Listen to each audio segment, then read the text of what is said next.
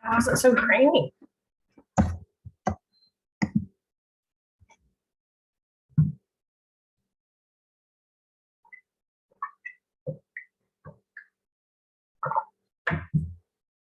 Hey, Hello.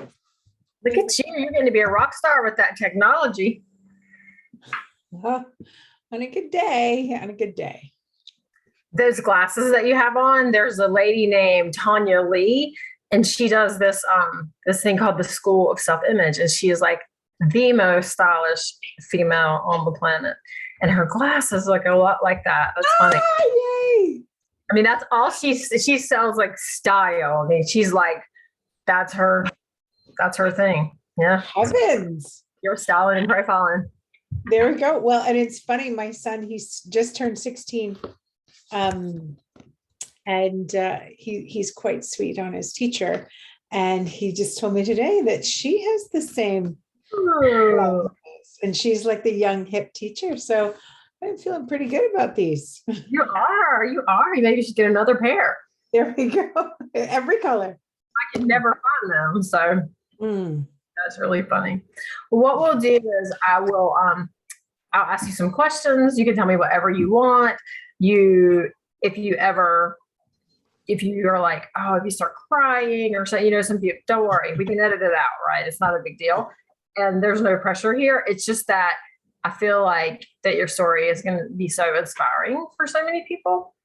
And I had a lady, it's very interesting how I tend to get people, like similar people kind of in similar time frames.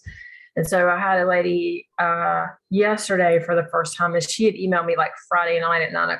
And I was like, oh, wow, I really don't even open spots, until like February. And then somebody canceled. And I was like, how about, like 10 o'clock on Tuesday morning. And so she's very afraid.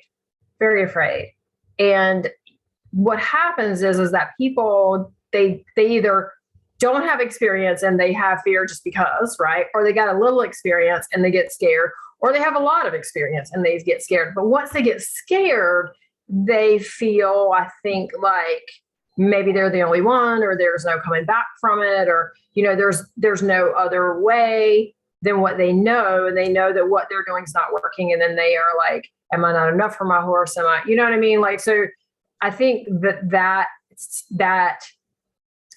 to be able to talk a little bit about being fearful, right? And the fact that you don't have these expectations of, oh, I have to have it all and I have to have it all now.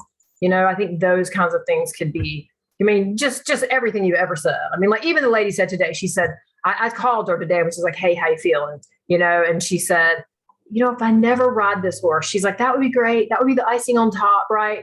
But if I could just have a relationship with this horse and just bond with him, and I'm like, that's the first step, right? If people can just get to that point, then the rest of it is pretty easy if they can just get to that point. But that's neither here nor there. Your story is very authentic and I don't want to influence it all. So I'm just do you have any questions for me before we start? No, I have no idea. I have no idea what I'm in for, but just, I'm yours. Yeah, no, I just want you to be honest and talk from your heart, and that's it. I don't have any expectations. Okay. I don't have any expectations. I just thought it would be worth a shot. All right.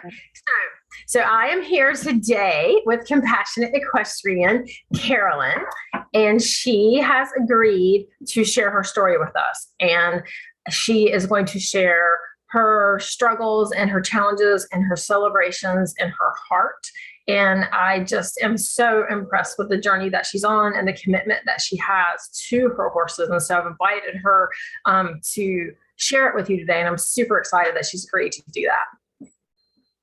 Thank you, Melissa. So what would you like to tell us, right? Just right out of the box. Can you tell us a little bit? I want to know about your background. I know you've done horses for a long time and things like that. And so tell us about that background a little bit first, and then tell us how you got to where you were right before I met you. Okay, super. Sure. I had a blessed childhood. I grew up with horses. My mom and my two aunts had a horse operation. We stood American saddlebred stallions and raised anywhere from 5 to 10 babies a year. We competed in futurities with them. And so, my mom had 4 kids, and so she had lots of crash test dummies. And we just would give these horses a great start, compete them on the futurity circuit and in Canada and the US, and then find appropriate homes for them. And it was a wonderful way to grow up, because we had a horse show every weekend and all kinds of fair food and rides and great friends and great adventures. But also it was, from a horsemanship standpoint, it was a wonderful way to grow up, because I got to see horses being moved on to appropriate homes. And so, you're fortunate in that. Yeah, absolutely. So if a horse was meant to be a trail horse, they got the best home doing that. If they were meant to be a top level show horse, they got the best home doing that. And it was a really awesome way of letting the horse tell you what their future was. And so that was something that I kept in my heart going forward. As an adult, my husband and I bought 2 horse farms, and that was my first experience falling in love with dressage. And so I dabbled in dressage with my saddlebreds, and then thought, to be a real rider, I needed to get a warm blood. And so that's what I did. And my best description of that is a bad marriage. My horse and I were both incredible, noble, well-intentioned, great-spirited individuals who just had nothing in common. My way of seeing the world and his were very different, but we loved each other very, very much. And so we did our best. And unfortunately, in a period of 2 years, I had 2 accidents, not with my horse. The first one got double barrel kicked in the stomach by a friend's horse. And as a result of that, I had my spleen removed, my gallbladder removed, had some surgery there. And then in a very strange accident with my guy, I broke my back and my legs. And unfortunately, I will always remember the day that happened, because it was Father's Day and my husband's birthday. Oh no. So after 7 hours in the emergency room, I sent him to pick up his ice cream cake, and we ate it as it melted in the emergency room. That's so sad. Yeah, that was a win that year for sure. And that was the moment in my life that I learned what fear was. All my life, I'd grown up with an understanding of fear from other people. Like, they would tell me that they were afraid of horses, or meeting people at competitions, and they would talk about being afraid, and I really did not understand what it was until then. I understand exactly where you're coming from, because as a young instructor, I can remember I remember very clearly having an adult client who was very afraid, and she kept saying, but I've had a back injury. And I was like, you can do this. Don't worry. I didn't understand.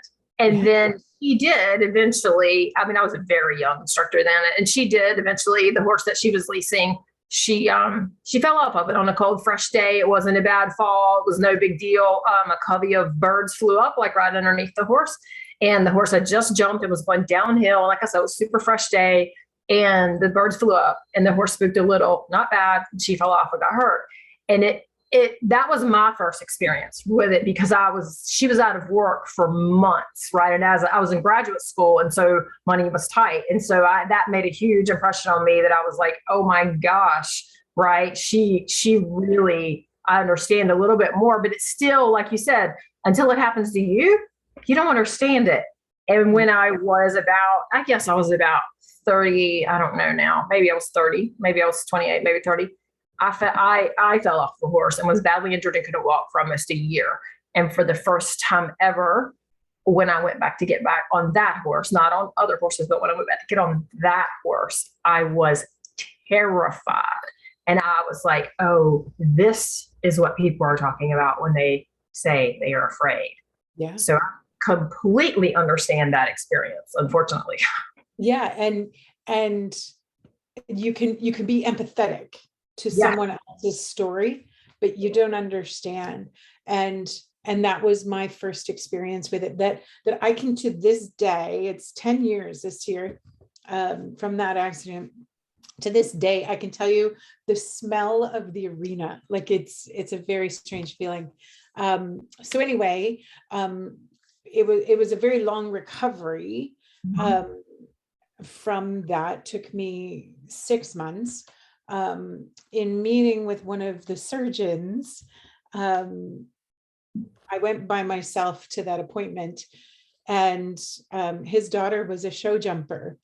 And so he said to me, listen, I'm not going to do anything silly like tell you to quit riding, because then you're just going to sneak. But your days of riding these big moving horses are over. And so you need to get yourself something smaller, something smoother and pretty. And he understood me completely. And so I came home from that meeting, and my husband asked me how it went, and he was looking for medical information. But I told him, they told me to get a Morgan. Probably not quite what he was thinking. And he was like, I need to see a prescription for that somewhere. Anyway, 4 days later, I bought a Morgan. Oh, wow. And my purpose in doing that was showing horses, as I've shared with you, is who I am. And it's just very much the fabric of my life. And so I wanted a horse that I could compete in whatever I could compete in. And so on the Morgan circuit, they offer, it's very similar to quarter horses. At one show, they offer all kinds of different things, right? And so if I could drive, that would be great. If I could jump, that would be great. If I could do Western, that would be great. Whatever I could do would be great. And so I apologize about my dogs barking upstairs. Can you hear them? Hang on 1 second. Yeah. And so I was able to get a Morgan and brought it home, and I thought, well, problem solved, right? Unfortunately, I brought her home and I was scared to my core. And she didn't do anything to ask for that. She was a very good thinking, in hindsight, quite a shut down horse, but never has she put a foot wrong. But I was terrified, to the point where my husband would have to come with me and lead her in from the field. Wow. I was so scared. I was so scared. Taking her, leading her from the barn to the arena, and they were attached, would make me throw up. Oh my gosh. Yeah, like so scared. And it was such irrational fear, I couldn't find my way through it. And so, I thought a million times about quitting. And I realized I didn't care if I ever rode her. I just couldn't quit because I was scared. Got it. So I started to think and kind of storyboard, if you will, all the things that I wanted to do with her. And a lot of it was just getting back to being a girl in her pony, like just, walking down the lane with her, or hanging out in her field, or when I was a kid, I used to take a lawn chair into my pony stall and sit and cry and tell her stories about my brothers. So if that was all I did with this horse, that was fine. And I started thinking about all the things that I wanted to do, and the great goals of what I wanted to do with her. And I thought, if I could just do 1% of those today, what would that be? Interesting. And I had heard other people like Jane Savoy and stuff talked about 10%, and that seemed too big. When you think about, going to a show or going to Florida with a horse for the winter and things like that, 10% of that gets you to Kentucky. That was still too big for me. So It's interesting that you on your own came up with that, because I am speaking of a real person here. I have a client who is afraid, and rightly so, right? The horse is very, it was never completely trained, right? Very, just spot trained here and there, and very afraid of particular things. And they live on a farm where there's blueberry bushes, and anything that comes above the level of blueberry bushes, trucks going by, umbrellas on tractors, birds, anything above the level of the bushes, that horse loses its marbles, right? And her husband keeps saying to her, well, when are you gonna just suck it up and be brave and ride him and things like that? And I'm like, no, right? If you're afraid, there's a reason. And so I'm really impressed that you were able to identify that for yourself and not just let somebody talk you into cowboying up and trying to push your way through the fear, because that does not ever work long term. No. And I can see it being more catastrophic. And I was blessed with a support system that did the exact opposite. So I'm in Canada and it was January, and my husband would lead me around like a 7-year-old at a birthday party while I cried on this horse. And so anyway, I started just breaking down my goals, and we'll get into how that works with you in a sec, but that becomes addictive.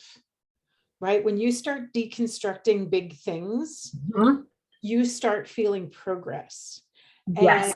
And that is addictive. You're checking boxes, and that's a great feeling. And so my main goal wasn't, a perfect dressage test. My main goal was safe. And so when I could see it as a map, then I could also defend it. And so I board my horses, and I boarded at that time at an eventing barn. Like, these women have ice in their veins, and they know no fear. They know no fear. That's true. And I'm afraid for them. And it took us 3 weeks at the mounting block, because she was a horse that when you put your foot in, she started going. And it wasn't fast, sure, but it wasn't still, and it wasn't acceptance. And I mean, there was 3 weeks that all we did was stand at the mounting block, and I would move around her and move the stirrups and all of that kind of stuff. And people would say things like, "Are you ever going to get on that horse?" And I would just respond, "Not till she can stand here," because that was my criteria. Good for you. And then, so important that you recognize that, right? I mean, I'm always saying to people, well, you know how I feel about small steps and successful approximations. So we won't even go there right now, how valuable that is. But the other thing that I say to people is, I really do not encourage people to get on a horse unless they feel like the horse is offering them their back, right? If you're not 99 and 9% sure that horse is going to be okay with you sitting down, and I don't mean just tolerating it, but I mean really all right with it, like really welcoming it, then we shouldn't get on. And so that's exactly what you were encountering, and intuitively what you were picking up on, and then what you were, for the lack of a better word, fixing, right? Until the horse was in a better place, and for both of you to feel safe. So that was awesome. Very good. I didn't know that as a construct at the time. I only knew it as a feeling. Like there was something about standing there that was a bad marriage again. Like that we were just, no, she wasn't into it. And so we just worked through everything like that. And so there was days that, when I would finally get on her, then I would get off. And the thing is that you are very in touch with your own feelings, right? And even if you weren't able to connect energetically with the horse, right, you at least knew how you felt. And we all have that ability. We all have that ability to get in touch with how we feel and know whether something is the right thing at that moment or not. However, for a lot of us, right, that have been through a lot of traditional training and things like that, that was kind of trained out of us. It was, you just get done and you were rewarded, right? And you were respected and you were praised for just getting it done, no matter how you felt and no matter how the horse felt. And so you overcame that on your own, and that's really, really impressive. Yeah. And I'd read a book at that time that talked about being in that feeling of apprehension, not fear. There was never a moment where we were about to fall off a cliff, right? But being in that feeling of apprehension long enough for it to change, right? So when you're at the mounting block, you get on the horse and you sit there until you think, I could go today. I'm okay now. Get off. The end. Don't get greedy with it. Right. What am I always saying? Right. Like, well, anytime I go one more time or a little bit longer, just that's almost always a disaster. That means I'm getting greedy. Always. Yeah. You are so spot on. Very good for you. And recognizing when to stop is really important. Right. And I love a great ending, right? Because you can always begin again from there.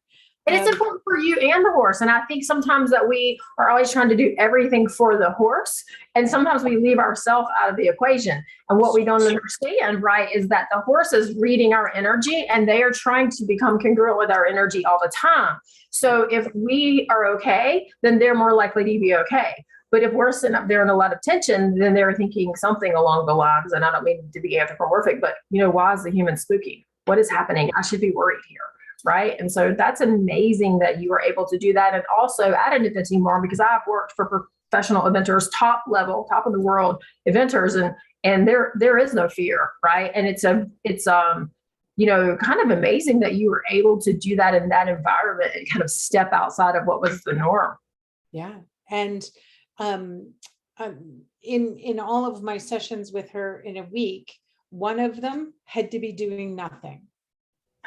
Very good.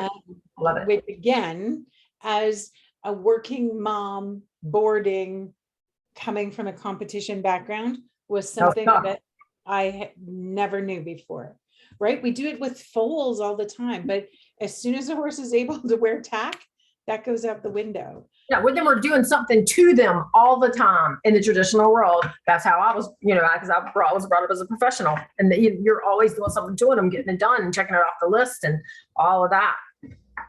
And that really doesn't really suit a horse's energy, right? It doesn't suit the way that they are wired, which is really interesting. That we are all, as a general rule, brought up and taught that way, because it really is not how they are naturally wired. They're more like, let me check it out. Let me wait. Let me see how it feels. Let me approach slowly. Let me go away for a minute. It's not just, pushing on. So that's interesting. And so in doing that, I learned about her. And so what I'm about to say next is 100% anecdotal evidence. I have no science to back this up at all, but it's my feeling about my horse. And so she is number 2. She is number 2 in any herd she's ever been in. And it's an unconfident position for her. And so she didn't want to be the bottom, but she does not want to be the boss either, because the boss has to make decisions. Yes. Whereas number 2, she's just the court reporter. Like, oh my God, did you see that? But she doesn't know what to do with that information. Right. And what do I do now? Because she's looking to somebody else for a little bit of guidance. Yes. That's right. And so that changed our dynamic in a big way, in terms of riding around in a eventing barn with all the stuff going on there. She'd be like, oh my God, did you see that? Did you hear that? Did you, there goes the horses, across country and stuff. And as long as I responded with, got it, we could go back to whatever it was we were doing. And it was a really changing day when I realized that. We go on this journey, even trailer loading. This horse came from New York to Ontario. She'd gotten on trailers, right? But she was never happy getting on a trailer. And so I loaded her 134 times before we went anywhere. And our first trip was to town and back, and it was like 7 minutes. And so again, everybody at the barn was like, oh my God, you're actually going somewhere today? The first time we went to a show. So yeah, we did 134 times in every kind of weather at every time of day. And when there were shows going on at the barn, whatever was going on at the barn, they were doing hay, putting in a new sand ring, whatever. Changes of context and environment, very important. And that was really good preparation. Yeah. So I didn't realize all this. So you were very well, what's the word I'm looking for? You were really primed for the kind of thing that we do in Compassionate Horse Click, because you already knew a lot of it to be successful in your own history. And so I understand how you got all in. Yeah, I see that. And so we were very fortunate to go on this journey of getting back to showing. And we started at little schooling shows and worked up to rated shows, and then showing in the US. And then we went to throughout this journey, I discovered Western dressage. Mm-hmm. So we had this wonderful relationship, this incredible dynamic going on. And I would start riding a test and get task focused. Mm-hmm. And she would be like, I can't handle this intensity. And so a lot of times it's so easy as a dressage rider, I know, and as a dressage instructor, it's super easy to switch from riding the horse and being at one with the horse to now I'm just riding the test. And, and it's really hard a lot of times to connect with the horse fully and ride the test. Yeah. And so in that, we had a lot of stuff that was, just like I kept saying, I broke my horse 12 times. Things would fall apart and we'd have to kind of go back and regroup. And there was a long time where I sang through dressage tests just to keep my breathing even and keep it fun. And then she started backing up at the mounting block. Mm-hmm. And I was like, we worked so long on this. What is going on? What is she telling me? And so I thought, well, the first thing we need to look at is the tack. Mm-hmm. And she was tremendously unhappy in an English saddle. And I put a friend's Western saddle on her and that stopped. And so Western dressage. And the freedom and power that came in her movement and stuff, because she could suddenly move her shoulders. That's so interesting, because I often find that Western saddles don't fit well. So that's fascinating. And it really does tell the tale that we need to deal with the physical first as soon as we start questioning behavior. Yeah. Your instincts really don't. When I got her, and this is the back and forth that I've had with this mare, is when I got her because then I could do whatever I was comfortable doing. Mm-hmm. And now we were in a position where I had to say, I'll do whatever you're comfortable doing. I know, it's so neat. So Western dressage it was. And thankfully at Morgan shows, they offer Western dressage. So we started doing those shows in the States, and inside of 3 years, from the time I got this horse and was throwing up leading her down the aisle, to 3 years later, we finished 8th in the world. And that was the greatest day. But horses humble you. And so we came home rock stars. And 8 days later, through some things that went on at the barn, she got a fever so bad her eyes swelled shut. And it caused laminitic changes in her feet. So, okay, the next challenge. So fine. We dealt with that, brought her back from the laminitis. Thank God for my farrier and vet. Brought her back. She was sound for 8 days, and went out. There was a bit of a mix up in turnout at the barn, and a group of horses ran her to the point that she severed her annular ligament in one leg and her suspensory in the other, like her one hoof could go all directions. Yeah, so it was a long weekend that happened on. And if we had been able to get through to the insurance company, we probably would have put her down. But I said to my vet, listen, if that's their guidance or that's a determination, we can always put the horse down. Let's just do the surgeries and see where we end up. So she went through 3 rounds of surgery on the 2 legs. They gave her a 30% chance of recovery, like riding sound. 50% chance that she would be comfortable enough to breed. And so we went through this process then where she had to be on stall rest. She was on stall rest for a total of 14 months. She had 3 levels of compression bandages that I had to change throughout the day. And again, I bored, like this isn't at home. I'd drive out to the farm, change her bandages, hand walk her, measure her strides every day to make sure that that was coming correct. And yet I carried these numbers around in my heart, this 30%, 50%, right? And my vet kept saying to me, those aren't your numbers. Your numbers will be whatever you want them to be. Those are statistics. And so through that process, she and I had a lot of conversations that, do you want to do this? Like, I don't know. Do you want this? Do you want to come back from this? You could have babies. And she was like, there'll be no babies. This is a skinny gene loving mare.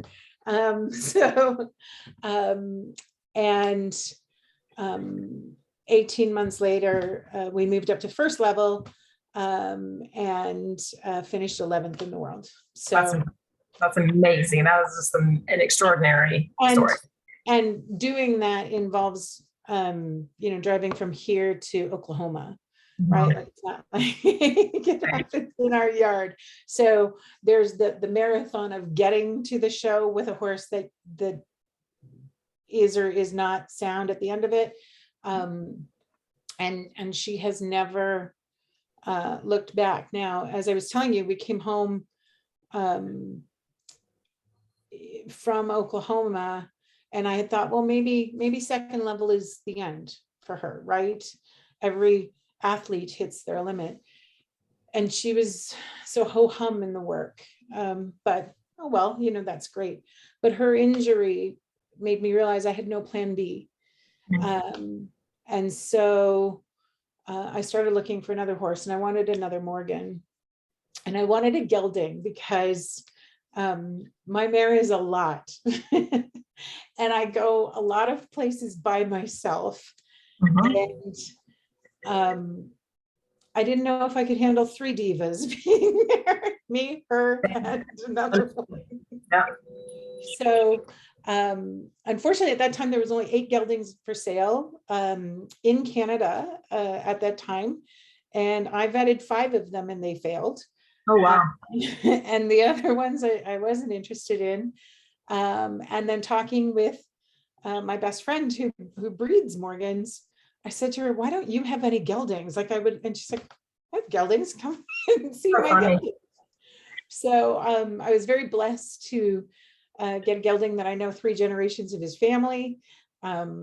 He's just a little rock star, and I got him out of a field. Like he had nothing, no knowledge, no handling, no nothing. When I put him on the trailer and brought him home, and he is a very different horse than my mare. He is all forward, all fun. He's very intense. And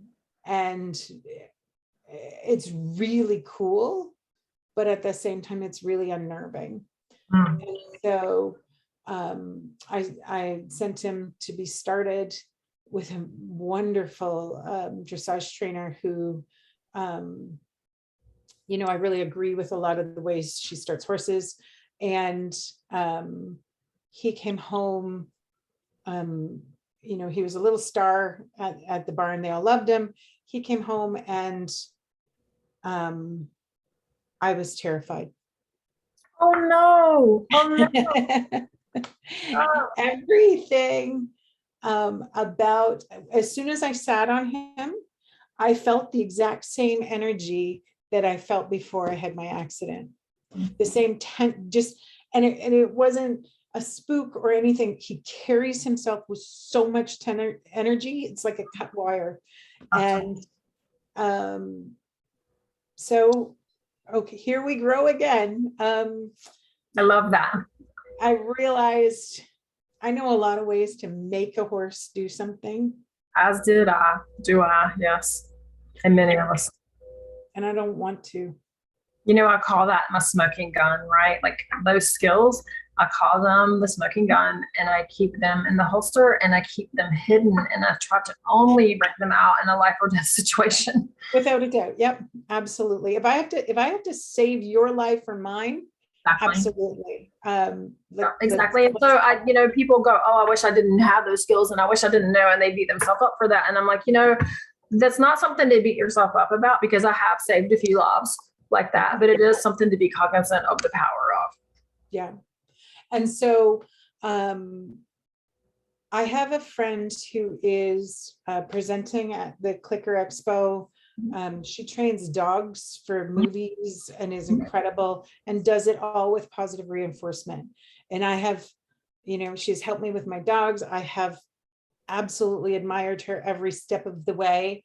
And one day last year, she posted a video playing with her mom's horse. And I was like, you can do that with horses? Oh, wow. Okay. I don't know why I never, ever imagined that you could do that with horses. And so that started me on my journey of looking at all the options for how to do that. And that's when I found you, and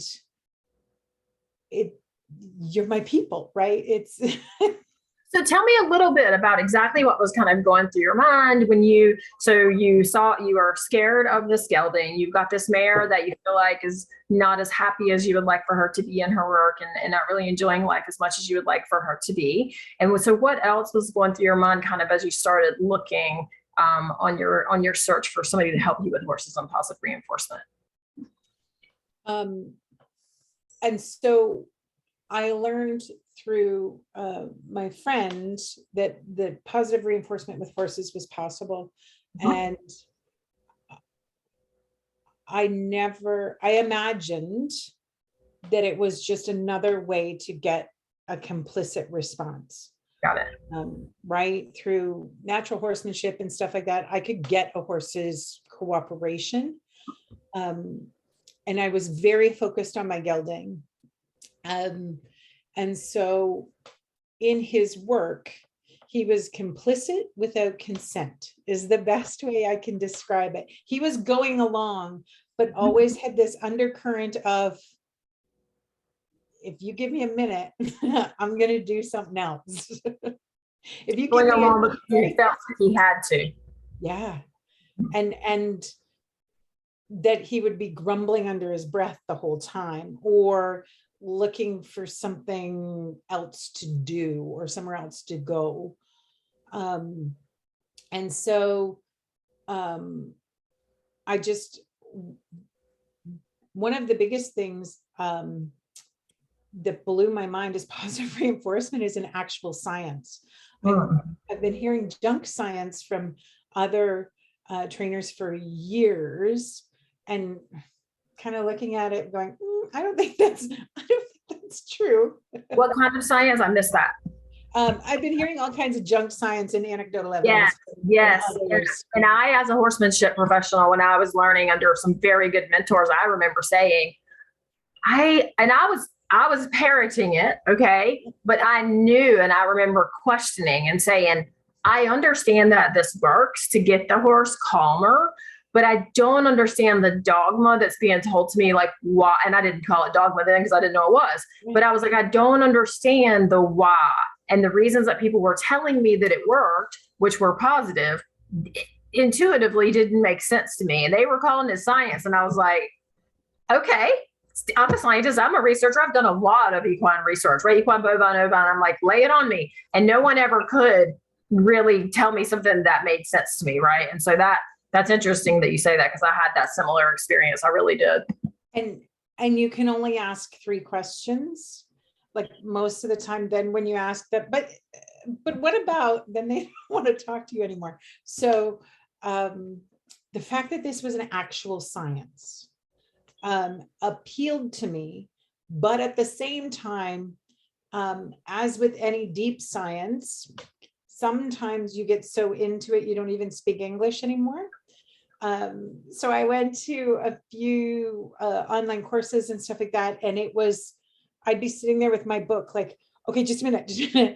Antecedent, what? Okay.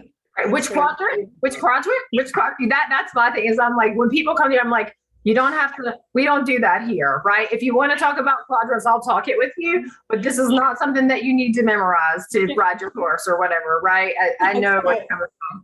Yeah. And then like things like positive punishment and stuff would just break my brain. Like that just would end me because I'd have to go into my little labyrinth there.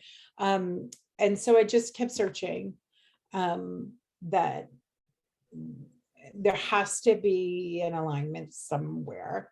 And so when I found your program, that's when how I looked at, when the things you look at, when you change the way that you look at things, the things you look at change. Mm-hmm. So now I had this gelding that even if he's 3 feet away from me, he gallops to me.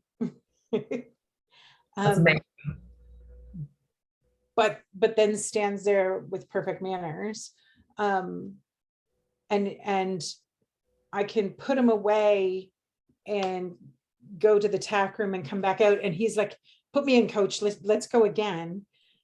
So I started to look at my mare that was so ho-hum and think, I wonder if this would work for her. And so she's the kind of horse that gets very lost inside herself, like overthinking things, worrying about if the transitions come too quick or things like that. Like she gets very, very worried about things. And so our first session with a hand target was probably the most painful thing I've ever been through. Waiting, like, I think I should touch it. No, waiting for her to finally touch it and get the reward and bridge and rewarder.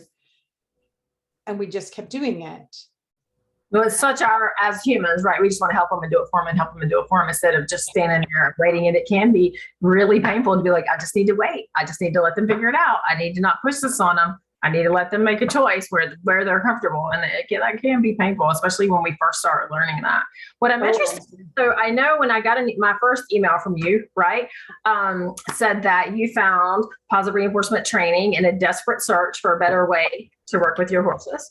Right. And that your horse was forward, you're gelding forward and really intelligent and smart, and that you were finding yourself intimidated by him. Right. And that you were also finding yourself kind of lost for what to do next. Right. And your exact words are, we're moving to a new barn and it's scaring the bejeepers out of me. Can you help me?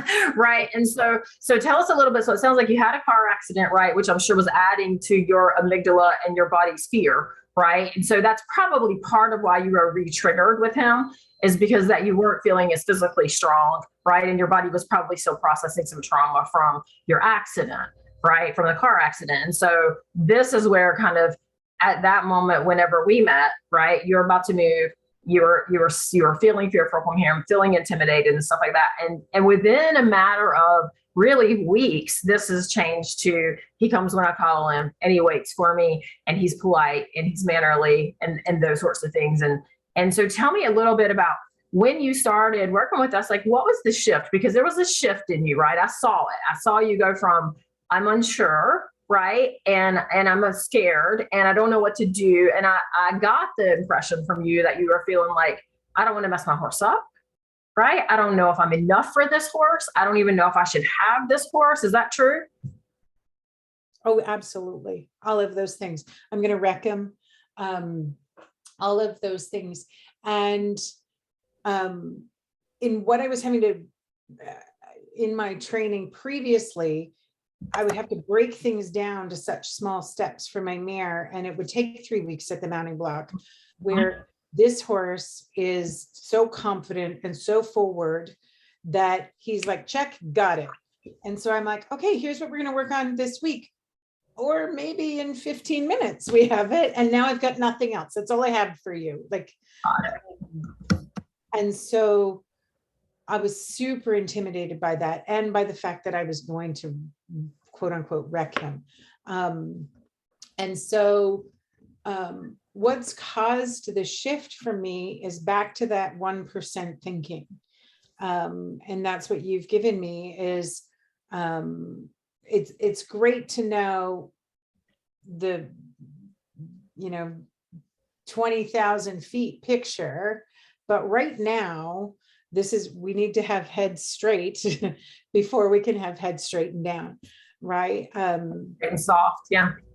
And so getting another thing that I've seen you shift into, right, is that it was very mechanical for you, right? When you started, it was quite mechanical, the behaviors and that kind of thing. And I think that one of the things that I've really seen change in the way you're relating to your horses is that you're more cognizant of how they're feeling. So you're reading their behavior differently and really focusing on how they feel and their emotions, right? And able to be able to shape how they feel and help them feel better in their own skin, right? So I know when we first started speaking, you were talking about your gelding and saying he doesn't seem relaxed and calm, and you're afraid because of that. And then with your mare that she was, showing anxiety and stuff like that. So that was frustrating for you, and you were looking to get relaxation and confidence and things like that. And all of that, starts on the ground. And one thing that I had forgotten about was that you're also concerned about fitness. And I find that to be a concern for a lot of ladies that come to us, to Compassionate Horse Clinic.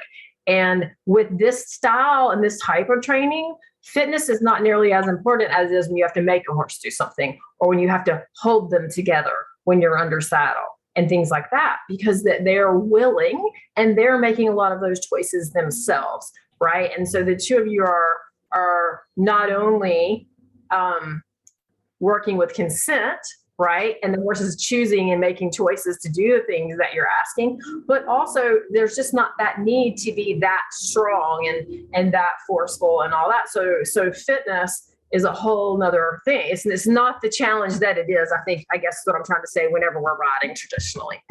Absolutely. Absolutely. And, I'm 50. So bringing a horse home from a trainer that's a third younger than me, it doesn't matter how long he stands at the mounting block. It doesn't matter that he's scared of the mounting block. Just swing your leg a little harder and get out there. Well, I want him to participate in that.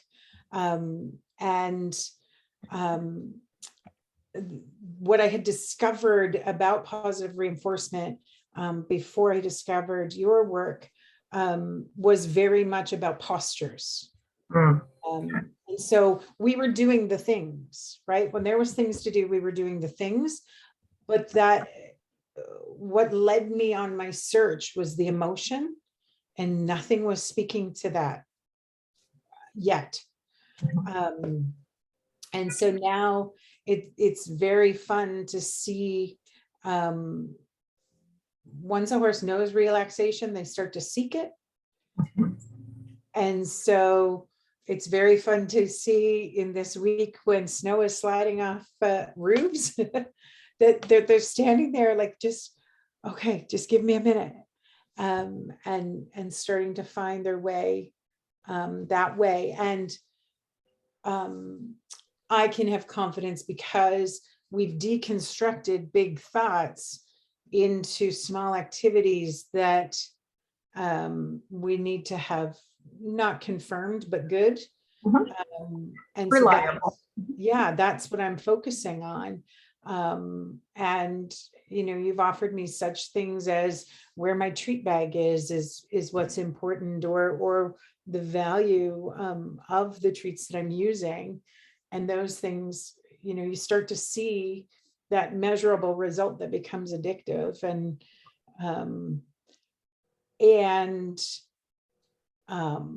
my same focus with a dressage test is you start to get intuitiveness and freedom inside a framework. Yes. And that's my jam. Like, I love that. So, And I hope that and what you're speaking to really is that we've tried to create a structure for you, right? That is, there's a flexibility enough in that structure that you can make it your own, that we can customize it to you and your horse, and like your two different horses, right? It's working for both of them, and they're very, very different. Yeah. And so that's super important to me, that you're able to find that flexibility within what we're offering, and hopefully I try to make it really simple and step by step and easy to follow, but also easy to pick up and run with if you're able. Like what you said with your one horse who's so smart and able to go so fast, then you can just hopefully run with it. Yeah. So is there anything that I haven't asked you that I should have asked you that you think might be helpful for people to know or would be inspiring? I think one of the greatest lessons of my journey is about honoring your fear. And,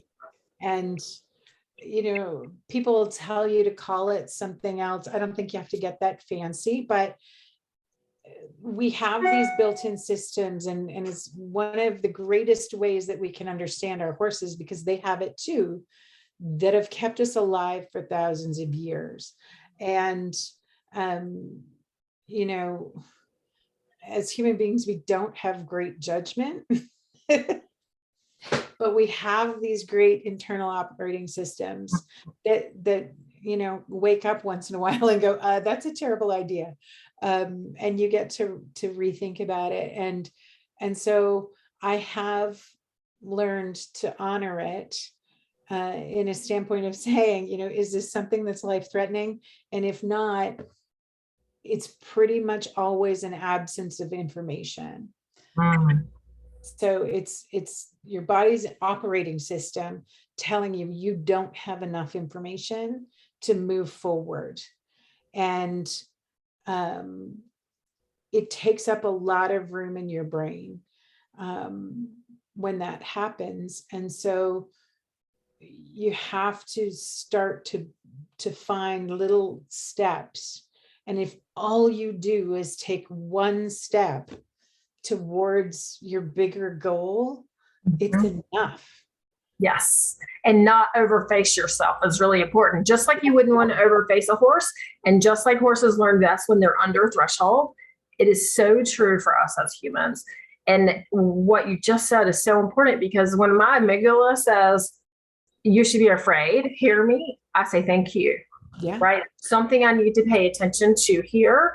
And then what is the first smallest step that I can make, right? That can help my amygdala calm down and feel safe. And if I take enough small steps, just like we teach doing with the horses, so that my body and my amygdala feels reinforced and rewarded that it's okay to do that, then I'm able to grow and take bigger and bigger steps, right? But if you throw yourself into the deep end of the pool, or you throw your horse into the deep end of the pool, no one finds that reinforcing. Not the horse, not the human, not the amygdala, not your physical body, right? Not emotionally. And then you've just set yourself back. And it's the same with the horses. And I guess that I'm starting to understand humans better from what the horses teach me through the positive reinforcement training.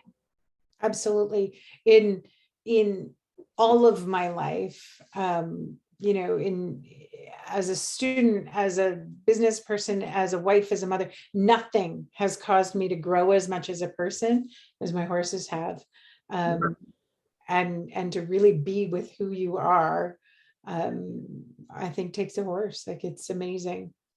I couldn't agree with you more. And if I'll be honest, Compassionate Horse Clinic it wasn't in the beginning about changing the lives of people. It was about changing the lives of horses. And what happened instead was that I went through such a extraordinary personal transformation. And then I would see my apprentices going through this similar personal transformation.